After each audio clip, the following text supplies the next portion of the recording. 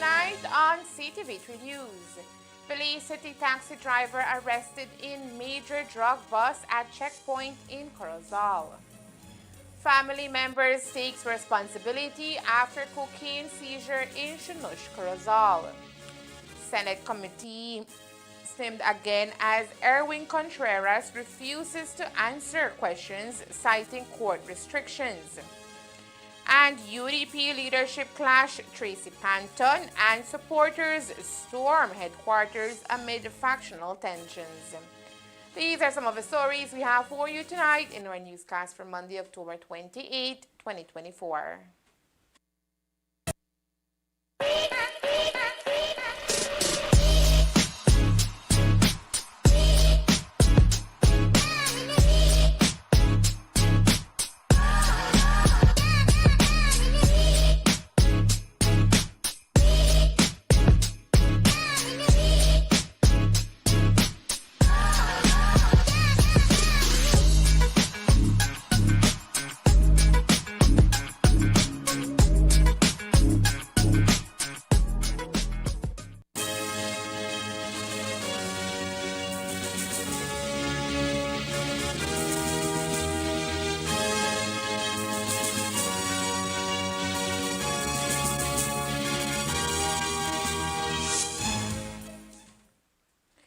Good evening with your news also simulcast on Fiesta FM 106.7. I am Joanna Rodriguez. A routine vehicular checkpoint turned into a significant drug bust on Thursday, October 24th, when police stopped a gray Toyota Camry taxi driven by Carl Theodore, a Belizean taxi driver from Belize City. The checkpoint, established between miles 66 and 67 on the Philip Golson Highway, was part of the ongoing efforts by law enforcement to combat drug trafficking in the region. At approximately 12:30 p.m., officers informed Theodore that a search would be conducted for illegal drugs and firearms. During the inspection of the vehicle, law enforcement discovered 11 parcels of cannabis concealed within. The total weight of the seized cannabis amounted to an impressive 9,540 grams. Following the discovery, police formally arrested and charged Carl Theodore Pope with possession of controlled drugs with intent to supply to another. In a hearing following his arrest, Pope pleaded guilty to the charges. As a result, he has been remanded to the Central Prison pending his sentencing, which is scheduled for next month. This incident highlights the ongoing challenges that law enforcement faces in curbing the drug trade in Belize.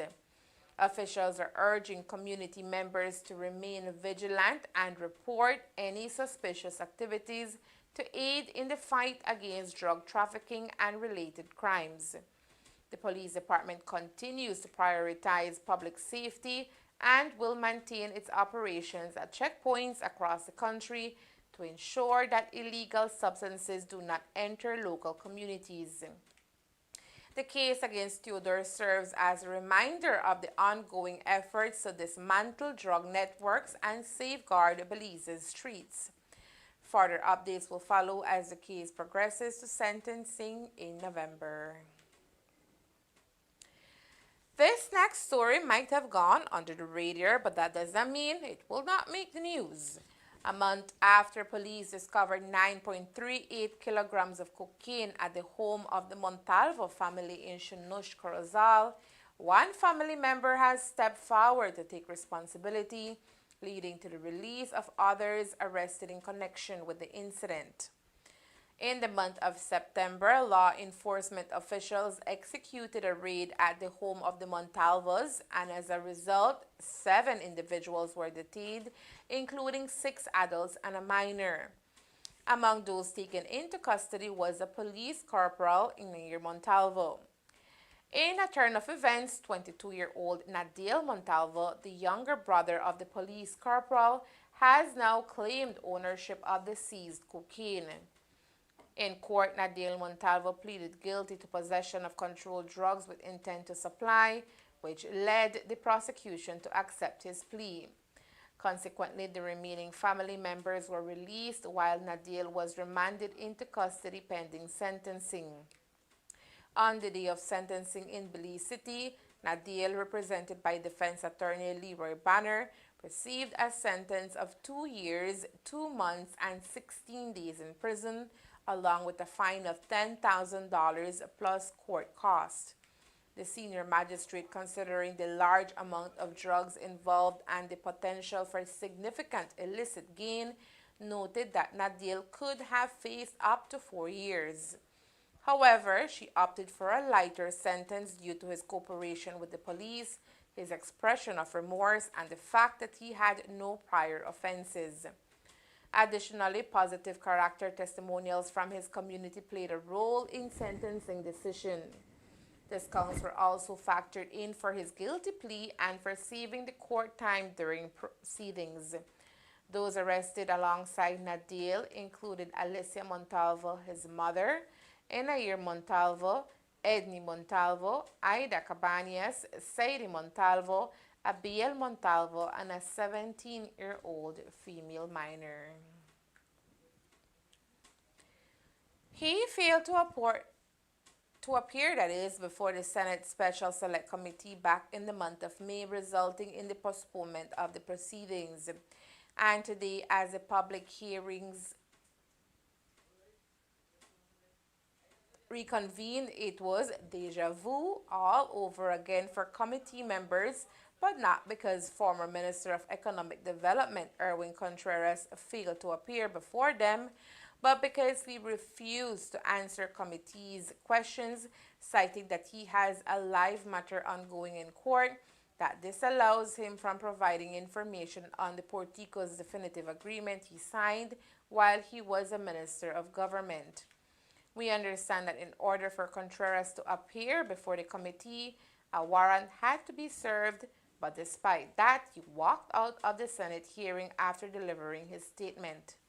When Contreras arrived at the hearing, he did so in 3/4 pants after he was picked up by special branch officers. The hearing was delayed after committee members realized the type of clothing that Contreras was wearing. After deliberation, it was decided that Contreras would not be allowed to testify in short pants. A staff of the National Assembly was then sent to get long pants, size 48. He couldn't find that specific size but brought size 44, which wouldn't fit Contreras.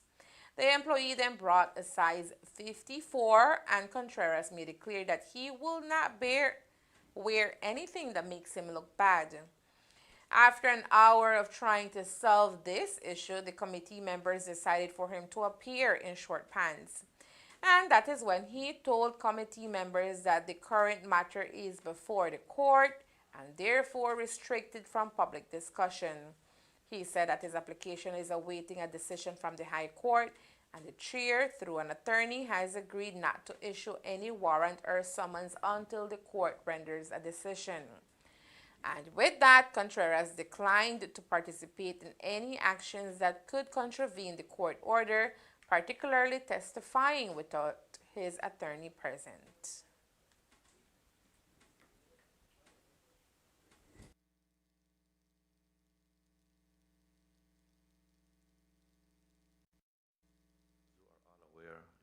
Judice. Erwin Contreras, Camarote Village. Good afternoon, honorable members. The matter in front of us, as you are all aware, is sub judice and therefore prohibited from public disclosure.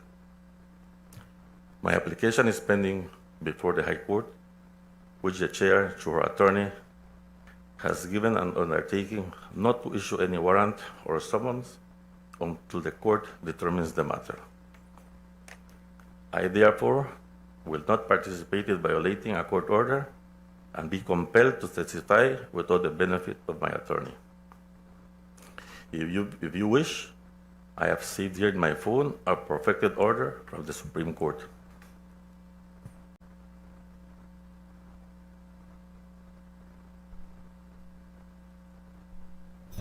Thank you, Mr. Contreras. Can I direct you, I will share with you my copy, ask the clerk to share with you. Can I direct you to read 14.4 of the Legislative Assembly Ordinance, number 62? To do anything as such. Just to read it into the record. Do anything as such. My attorney has like Sorry. Thank you. I will not do so as my attorney has stated to me not to answer anything at all if he's not here. Mr. Contreras, you have been aware that I cannot you are to be here. Excuse me, sir, you are here under warrant. Mr. Contreras, you are here under warrant. Anything as such. My attorney has like Sorry. Thank you. I will not do so as my attorney has stated to me not to answer anything at all if he's not here. Mr. Contreras, you have been aware that I cannot you are to be here. Excuse me, sir, you are here under warrant. Mr. Contreras, you are here under warrant.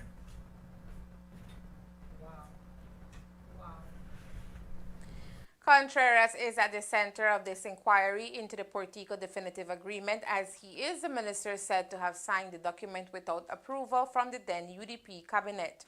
The minister is of the belief that Contreras is the only person and former government minister who can explain why he signed the agreement. The embattled United Democratic Party tonight continues to navigate in turbulent waters as two factions holding on to leadership of the party in their own rights continue to go hard at each other. This morning, Tracy Panton and her supporters stormed the United Democratic Party's headquarters on Youth for the Future Drive in Belize City. They were there to formally take over the building as they remain their position as the new leadership of the party. Panton says she is the interim leader of the UDP following a convention where delegates voted to recall Moses Shine Barrow. Meanwhile, Barrow says he remains leader of the UDP. For her side, however, Panton says she is the rightful leader and has been given the right to occupy the party's headquarters by the trustee of the property, Philippa Bailey, who signed a document authorizing their occupation. According to Panton, the document was authenticated by a justice of the peace. So what happened on the weekend, we had a Central Executive Committee meeting where we made some critical decisions. One is the appointment of the new Secretary General for the United Democratic Party. And we also sought the support of the trustee for this building to have occupation of the building and to use this building for the work of the United Democratic Party. Okay, and this morning? Philippa Bailey, former Secretary General for the United Democratic Party. And this morning, what transpired? We came over and we took occupation of the building. How, forcefully? No, we didn't. It was not forcefully. And the door was open for us. A server from the magistrate court was here to serve the relevant documents. And then the door was open and we walked in. As far as I am concerned, the trustee for the building has signed a letter authorizing us to have occupation of this building to conduct the business of the United Democratic Party. And as far as we are aware, as far as the server is aware, is concerned, that the strength of that letter is enough for us to take occupation of the building. Must that be presented to the police for them to remove themselves from upstairs and allow you inside? I have no idea why the police is involved at this point. I am waiting to hear from the commissioner. We have the authority to access the headquarters, to occupy the headquarters, and to use the headquarters for the work of the United Democratic Party. Now, while Shine Barrow maintains his position as the current leader of the party and has refused to give up possession of the headquarters, Panton says that 66% of the delegates voted in favor of a leadership reset, giving the mandate to her team to lead the UDP. That's a pile of hogwash. You need to stop repeating it. 66% of the delegates of this party spoke. They spoke loudly, they spoke clearly. They gave us a clear mandate and we're acting on that mandate. Anything else is, as far as I'm concerned, is unconstitutional. And to clarify, you only came here with a court server, not with police. We came here with a court server and our attorney. And based on what the commissioner of police had said, I imagine you saw the interview. Are you surprised at what you saw out here or seeing play out? I haven't been outside. I haven't heard what interviews have occurred outside. I'm waiting here until we can fully occupy the building. So now, have you heard from Mr. Shinebarrow? I have not heard from the former party leader, no. How do you expect this to play out? The people have spoken, man. The people have spoken, and I cannot say that enough. 66% of our delegates is an overwhelming mandate, and they have spoken. We are not trying to oust him out of the party. We are not trying to eject him from the party. There is a new party leader. I will lead the mandate. I will take up the mandate, and I will lead the mandate of the people. He is free to run in Mesop as standard bearer for the United Democratic Party in Mesop. He has to give up. We have occupied the building. The building has now been occupied by myself and our new leadership team. So do you intend to leave party supporters here to ensure, to guard the building in essence, since you, it seems, cannot rely on the police? We will do whatever is necessary. Late this evening, Panton issued an official UDP release outlining their takeover of the UDP headquarters. In the release, Panton states, and we quote, UDP Chairman, Secretary General, members of the leadership team, standard bearers, and dedicated supporters, I took the necessary step of re-establishing rightful access to our UDP headquarters. As your duly elected leader, it is my responsibility to ensure that our party's resources, including our headquarters, are accessible to those working tirelessly to strengthen and unify the UDP, end quote. At the time of the takeover this morning, the UDP headquarters was under the care of longtime UDP supporter Ian Jones. Now, while Panton says they did not forcefully enter the building, Jones said they broke the locks for the main entrance of the building and replaced them with new ones in their attempts to take over the building. Tell me what you're holding in your hand. This is the lock from the front door. You know, I keep on hearing them say that possession is 9/10 of the law, but they forcefully broke into the building. I did not open the door for them, and I came back and sat in here, and then I heard them with drills and stuff, and they took off the lock and started to proceed to change the other locks. No, so shortly after the police came, because then they, I guess the police were abreast of what was happening, no, and they started to proceed to break the locks for upstairs, and then the police stopped them from doing that. I mean, I'm a UDP supporter. When Dean Barrow was leader, I supported the leader of the party. When Patrick Farber was leader, I supported. When John was leader, I supported John. And as of right now, the Honorable Shinebarrow is the leader of the UDP, and it is quite disheartening and disappointing as a young supporter of the party, who I grew up around the party, and these are people that I grew up around, respecting and acknowledging and holding at the highest regard, but to see how they're acting now, the level of desperation to hold on to I don't even know if you even want to call it power. You know, I keep on hearing them say that, oh, we're not following the Constitution. They expel members, but they didn't do it constitutionally, and all that is a lie. They keep on referring to the Honorable Barrow as, oh, he makes his decision as his own. No, he doesn't. He consults with his central executive, which the Constitution gives that authority to the central executive. As a longtime supporter of the UDP, Jones says the current situation is disheartening and bad for the party. I have no interaction with any of them, because what I have noticed, and it is like I said, it's very disheartening being a young supporter of the party, is that they immediately go to character. You know, they start to attack you. They start to get it out there. Mr. Sullivan, I say, listen to that idiot, they tell lie in there. I mean, there's nothing untruthful in what I'm saying. They have their versions of how they interpret things. I know what actually happened, and I can only speak on that truth, you know. I know they have to disrespect nobody, they have to guard nobody, for do nothing. They forced their way into the building. See the lock right here? I heard them say that, oh, we opened the doors for them. I have the keys for the lock. This is the keys. This is the lock. I did not open this. I did not open this lock for them. So, see? Yeah. This is the keys. I did not open the lock. Foresee this going to court? Honestly, I wish it would, and I wish the court would rule on it, because for all the attorneys they have around them, it's very unfortunate that they're making decisions and they're interpreting decisions based on emotions rather than the actual constitution and actual logic.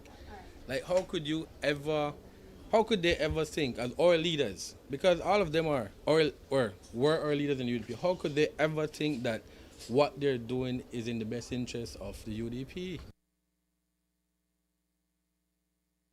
The situation at the UDP headquarters in Belize City today saw police intervention as the situation seemed to have escalated significantly between the two factions of the party.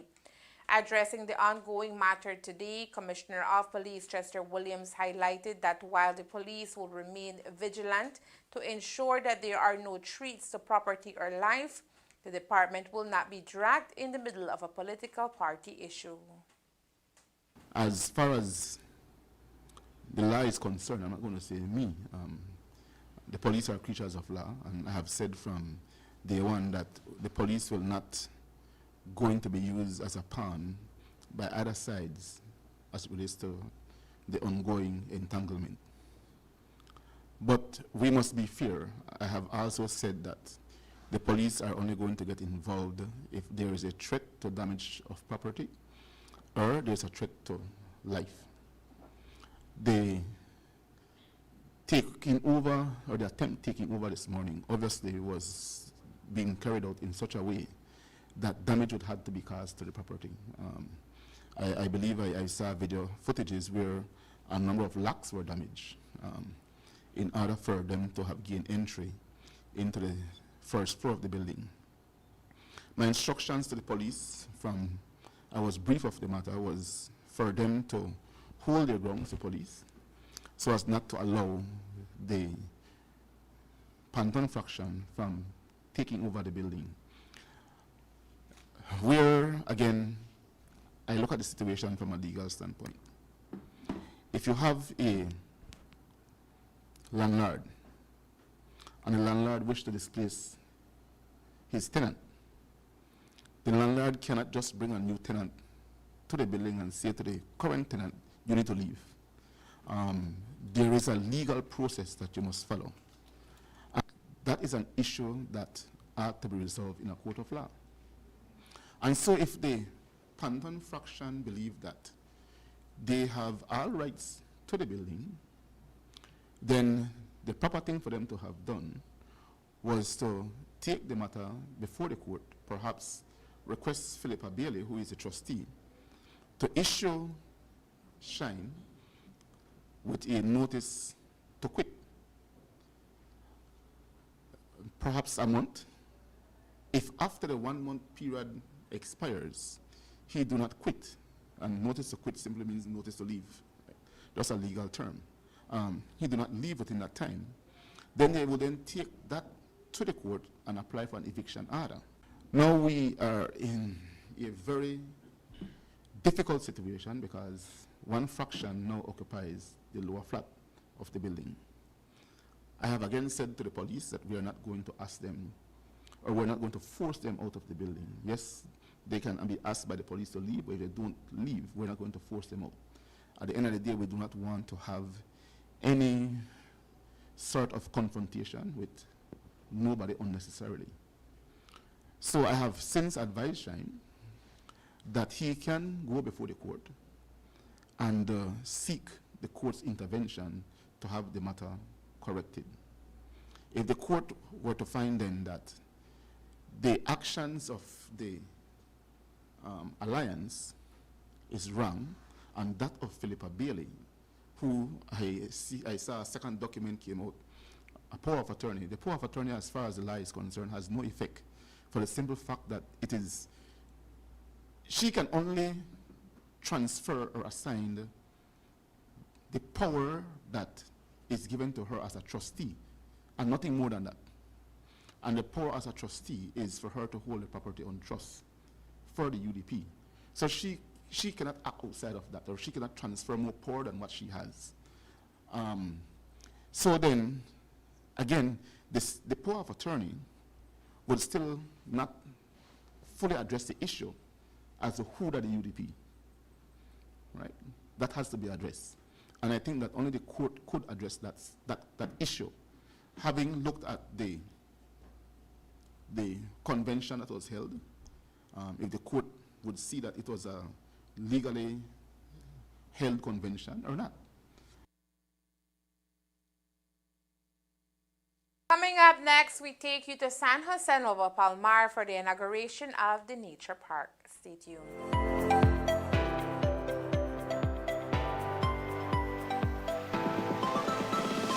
It's a historic day for Dangriga, for the country of Belize. We have been waiting for 24 years to open this port.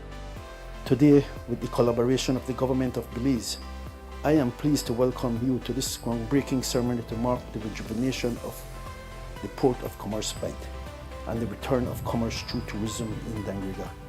The reopening of this port under Southern Deep Port Development Limited will see significant employment, planned for over 100 employees during the 3-year construction period and over 60 full-time employees thereafter, impacting the well-being of the Dangriga and surrounding communities. We brought some consultants from the Bahamas who has done this in several Caribbean islands, and they went all across the country, and when they came back they signaled Commerce Bight as being one of the areas with the greatest potential for packet cruises and nautical tourism. Any developing country or developed country, for there to be long-term development, there has to be a good port. We're going to work with you, that we're going to ensure that this is a success, because your success is our success, it is Belize's success.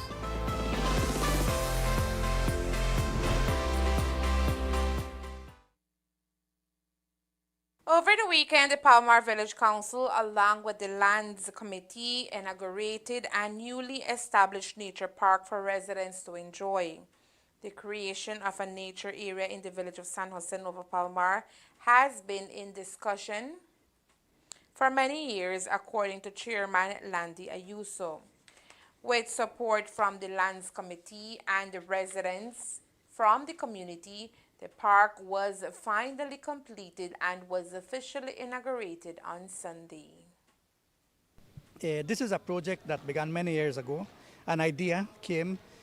I got into politics around the year 1995, 1996, into village politics. And from then, this idea of a park in that area was ringing. In those times, that area was not populated. Eventually came Bongji Road, eventually came the school, and all those different residents in there. And every village council that has come, every lands that has come have said, we're going to do a park, we're going to do a park. And this last time we ran in 2022, we decided to put it as part of the village council promise. We will do a park in this area during this term. And we began dialogue with the other groups in the village. We engaged other groups, and we didn't know how we were going to do it, but we knew that we had to do it. And Lance was one of the ones that bought into the idea. We had people in the village that said, oh, why a park? Make it house lots. With phase 1 of the nature park now complete, including a seating area and pathways surrounding the property, the chairman says the hope is to further develop the park to create an oasis for the community to enjoy nature for years to come. We have plans for the future. In the future, we see this park having a walkway, having a multi-purpose court. We see it having a nice little temple. We're going to make a little temple there. And on the temple, we're going to honor the original families that came. For example, you would see probably the Balam family, the Perez family. You will see all the families represented there. And we put a track around it, so people are welcome to come and run or ride their bikes. The Palmar Nature Park, as previously mentioned, includes park seating donated by residents of the village. The inauguration of the Palmar Nature Park falls directly in line with the mandate of the current Village Council, which is creating child-friendly spaces in the community, according to the chairman. These green spaces are developed and upkept by the Village Council through resources obtained from the community. Recently, there have been concerns about the upkeeping of green spaces in the community, particularly the chopping of the community center, which was recently done by Orange Walk East Area Representative Honorable Kevin Bernard. To allay concerns, today Chairman of the community clarified that the Village Council was unable to maintain public areas after their equipment broke down. Contrary to reports, however, Ayuso says the work was not done by the Orange Walk Town Council, instead by the community's area representative Honorable Kevin Bernard. One of our main goals as a village council, since I was elected originally in 2019, our aim has been to create safe playing areas for our children, the public areas. We have different public areas around the village. It is a challenge. One, sometimes finance keeps us back. Sometimes all of us are sick. Sometimes all of us are working. You know, sick like with a little flu and so, nothing terminal. There are times that everything is perfect, but the machine is down, like what happened to us recently. Recently, it got a little overgrown because our machines were down, but we already ordered the parts. The machine, we tested out this week, and they are working. So very soon, residents will be able to enjoy all the public areas all over again, and it will be all child safety because we keep it clean. Honorable Kevin Bernard, our area rep, decided to clean the park to assist us because I told him, Minister, at this time I really don't have the time. My machine is still down. I don't know if it's going to get fixed. That same day I was picking up my parts at West Truck that we had special order. And then, so the minister sent some private persons to chop. It just so happens that these persons work for the town council. So it's not that the town council is coming in, or it's not that they're using town council resources. It's just the minister finding a way to help the village because he has always been helping us. Whenever he can, he helps us, gives us sometimes a little finance to work. He has helped. The riding mower we have, he donated that riding mower, and it's a very expensive John Deere, costing over 16,000 Belize dollars. So he has always been helping. So this was his way to help. And I told him, Minister, since our machine is up, we are going to continue the cleaning. Because he said, you want me to do the field? I told him, no, we're going to do the field. So we began cleaning the field, but the weather stopped us over the weekend. But in this week, we're going to continue cleaning the field and all our public areas.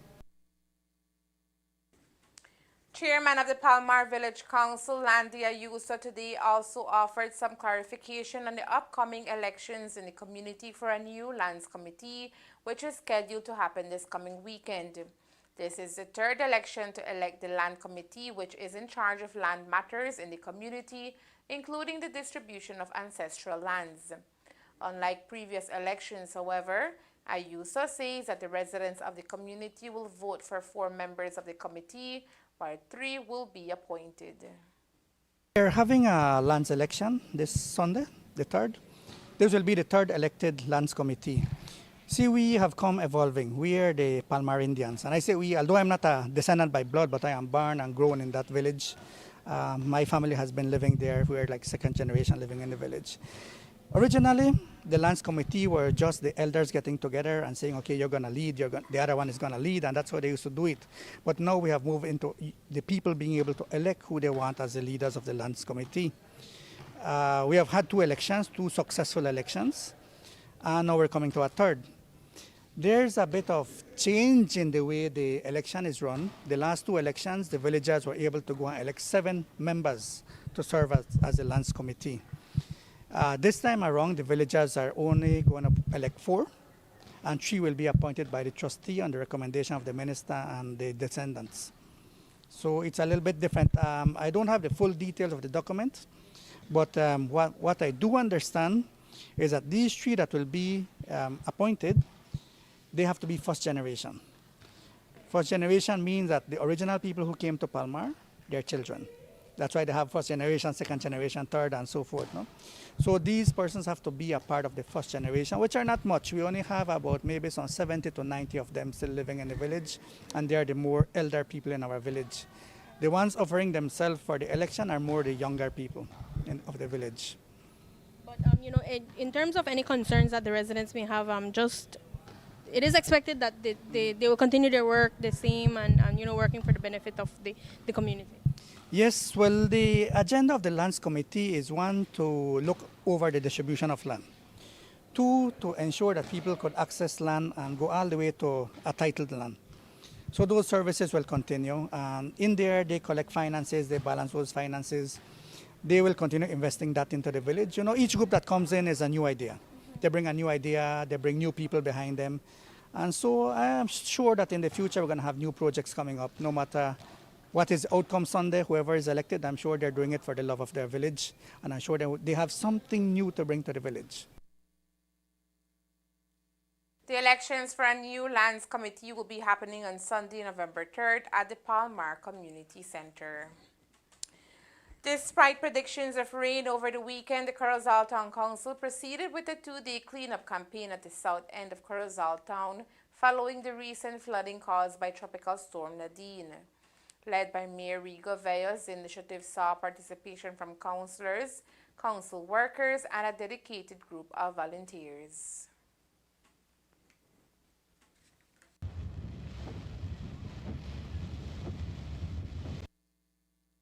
The council decided to have a cleanup campaign.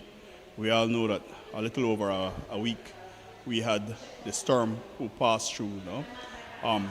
Hence the reason why we decided to have this cleanup campaign, and we informed the people of South End specifically that we would have go around picking up garbage, debris. We all know whenever these storms come, you have trees falling down, and then people go cut it into pieces, the limbs, and then try get it out of the way. And our responsibility as a town council is also to keep the town as clean as possible. So we decided to go on South End and have this cleanup campaign for 2 days, Saturday and Sunday. I see that most of your council was with you. Yes, sir, that is right. And what were the feeling of the people? I'm sure people were glad that their debris could have been taken away. Yes, well, South End is one of those areas that we repeatedly had cleanup campaigns, and we can see that the people appreciate the fact that we put importance on our responsibilities, and cleaning up the place is one of them. Of course, it gave us a chance, as also an opportunity to interact with them, to have conversations with them, to listen to their needs also, because garbage is not the only problem that we have, and it's not the only thing people would want to talk about, But it gave us an opportunity to interact with them and also get rid of the debris that was around the area. Do you know about how much garbage was collected? We took out about 3 to 4 tons of garbage within those 2 days. This cleanup effort was supported by the availability of the council's machinery, which was crucial in removing heavy debris left in the aftermath of the storm. When we were planning, I didn't think about the 27th of October, my birthday. But regardless, birthday or not, we have to work. It is a commitment that I give to my people of Corozal. Being my birthday, it's no exception. If the weather was not give us an exception or an excuse, then I don't see why a birthday should, because it was not the best weather. Bright sun was not out, it was drizzling. But we decided that, we still wanted to go out. It was very important because we have a plan set into place and we need to execute. And time is very essential. We know that we are still not out of the hurricane season, and we need to ensure that we move all these debris just in case another storm passes through Corozal. The success of this initiative has opened the door for future cleanup campaigns as the council seeks to tackle other areas of the town affected by flooding, including Olga Marine Drive and the Chula Vista area. Well, those are the two main areas that always get flooded. Of course, with this storm, we say other little areas, but it's simply because it was the amount of rain that fell. It was a huge volume of water that fell at a short span of time. But Olga Marine is one of those areas that we have battled for years trying to find solutions. It is an area where it will require a lot of studies being done. It's not only to go into the area and try to clean and dig out the drain deeper. It's something that an engineer has to go in and take its time and look at it and try to find solutions, you know. But what we did for the meanwhile was to pump out the water. We have been doing this for some years now. The minute the rain stops, we go into and we pump out the water. We pump out a little over 40,000 gallons of water from Olga Marine. When it comes to Chula Vista is one of those areas that it will flood, but in some couple hours the water will flow out. You know, it's just the amount of water that comes down in a short span of time. But we also want to improve our drainage system in Chula Vista, and we've been working as a council to find ways to do that. We know September was here, and it took a dent on our finances because of all the expenditures that we had. But we are recovering now, and we will start to do some work on streets and drainage. In the coming weeks, the Corozal Town Council plans to expand its efforts to ensure all areas affected by Tropical Storm Nadine are adequately addressed, fostering a cleaner and safer environment for all residents. The Department of Youth Services, DYS, is gearing up for one of its most anticipated annual events, the Belize National Youth Awards, which recognizes and celebrates outstanding young Belizeans for their remarkable contributions to their communities. The awards aim to highlight the positive impact youth have throughout Belize, and nominations are now open for this year's event. The Belize National Youth Awards invites all Belizean youth aged 14 to 29 to participate, encouraging individuals to either nominate themselves or others who exemplify leadership and dedication in various categories ranging from community service to innovation and sportsmanship. In a visit to the DYS office in Corozal, we spoke with Nakisha Lima, a youth officer at DYS, who shared insights about the significance of the awards and how they aim to inspire young Belizeans. Once again, the Department of Youth Services is celebrating International and Youth Month in November. And we are seeking nominations for outstanding young people for the Belize Youth Awards. So what is this awards about? We have various categories for the awards. We have the Youth Ministers for Youth Leadership Award. We also have the Youth Club of the Year Award. We have Youth Entrepreneurship Award, Environmental Stewards Award, Academic Excellence, Youth in Athletics Award, both males and females. We also have the Social Media Influencer Award, Outstanding Youth in Visual Arts Award, Award for Innovation in Technology. This can also be an individual or a group. Youth with Disability Award. Athletic Excellence Award, like I said, that's for both males and females. Awards will be held on November 30, 2024 in Punta Gorda. DYS encourages every Belizean to participate in this initiative, ensuring that the contributions of young leaders do not go unnoticed. And there is more news after the break. Stay tuned. This plan, I can't leave this plan. Smart Belize! Hey there, smart thinkers. We're turbocharging your mobile experience with Smart's powered up postpaid plans. Imagine a world where your data speed flows faster than ever. Well, guess what? We've cranked up the dial and unleashed the postpaid power of Smart's lightning fast LTE data on all our postpaid plans. That's right, no speed bumps, more data. It's like having a limitless highway of data speed at your fingertips. Whether you're a lone ranger with an individual plan or a squad rolling with a group plan, everyone gets to surf, stream, and share at enhanced, full, high-quality speed. Switch to Smart's powered-up postpaid plans today and ride the wave of postpaid power.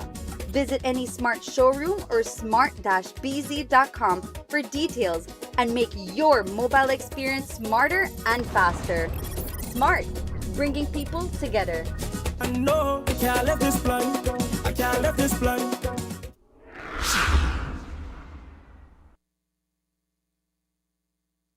Honorable Christopher Koyi, the Minister of State in the Ministry of Finance, Economic Development and Investment, held multiple meetings with representatives of the Inter-American Development Bank (IDB) this week during his visit to Washington, D.C.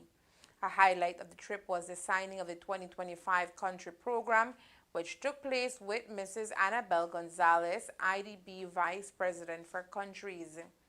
The 2025 program will focus on sovereign guarantee operations that include funding for 3 technical corporations and 2 investment programs, notably aimed at enhancing female participation in the labor force.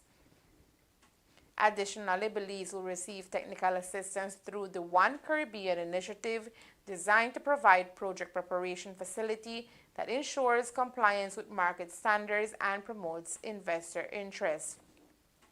The IDB also introduced a new regional initiative titled America en el Centro, aimed at fostering productivity, regional integration, climate adaptation, and social development for young people.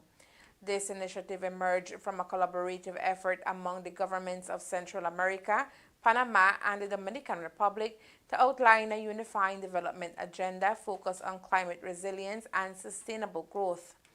As part of the America en el Centro program, Belize is set to gain support in areas related to energy and logistics, enhancing its position as an efficient and cost-effective logistics corridor for trade between Central America, southern Mexico, and the Caribbean. The initiative will involve 3 technical corporations in conducting a feasibility study for improved road connectivity between Belize and Guatemala, developing the Central America Sustainable Agro Landscapes Program, facilitating the transition towards sustainable agriculture in Central America. During his trip, Minister Koyi also took the opportunity to meet with his counterparts from Central America. At the signing event, Minister Koyi expressed Belize's strong support for the America en el Centro program, stating Belize believes in the power of inclusive regional integration. By aligning our efforts, we are not just addressing local challenges, we are actively creating opportunities for regional transformation. During a recent high-level biodiversity meeting convened by the World Bank, representatives from multilateral development banks as well as developed and developing nations, including small climate-vulnerable states like Belize, stressed the urgent need for collaborative action to integrate biodiversity considerations into the global economy. The World Bank was called upon to spearhead efforts to achieve the goals outlined in the coming Montreal Global Biodiversity Framework by 2030, highlighting the critical links between ecosystems and economic stability. Participants emphasized the necessity of a global commitment to biodiversity alongside capacity-building efforts to harness the private sector's potential for conservation. This was presented as a crucial topic to standard address at the forthcoming conference of the parties of the Convention on Biological Diversity COP16. Strategies such as debt relief and sustainable financing were identified as vital for countries striving to balance economic development. The EU, US, and UK reiterated their support for these aims, while Canada and Germany focused on assisting vulnerable nations and fostering nature-based solutions. Honorable Christopher Koyi, Belize's Minister of State in the Ministry of Finance, expressed gratitude to the international community for providing a platform for small climate-vulnerable states to amplify their concerns. He shared Belize's proactive approach towards biodiversity and highlighted the importance of unlocking private capital for both debt reduction and conservation initiatives. Minister Koyi advocated for a comprehensive and equitable valuation of nature and its ecosystem services that transcends borders, which would facilitate substantial private investments. He also emphasized the need to align conservation policies with social and economic goals to ensure that nature protection efforts also enhance community well-being. He urged for the elimination of misguided regulations that encourage unsustainable practices and called for the creation of incentives that foster a positive relationship between people and nature. This approach, he urged, is essential for accurately understanding the value of natural capital to support sustainable development and increase climate resilience. Additionally, the Belize delegation held discussions with the representatives from the Adaptation Fund, which finances climate adaptation projects in developing countries. Belize has previously received support for initiatives aimed at rural transformation, marine conservation, and coastal resilience. With much of the country's population and housing situated along the coast, making them particularly susceptible to threats like sea level rise, hurricanes, and floods, Minister Koi called for targeted climate adaptation financing to create climate resilient housing, utilizing co-financing mechanisms to attract domestic private investments. Belize's forward-looking strategy serves as a model for how nations can leverage their natural resources to promote economic growth and enhance climate resilience, all while preserving biodiversity for future generations. And that's the news. We invite you to join us for another newscast on Tuesday, October 29th here on CTV3 News and Fiesta FM 106.7. Remember that to read a text version of the news, you can visit our website at ctv3belizenews.com. You can also log on to our Facebook page for current stories at facebook.com/ctv3belizenews or our YouTube channel at CTV3 News BZ. From all of us here at CTV3 News, thank you for watching and listening. Good night.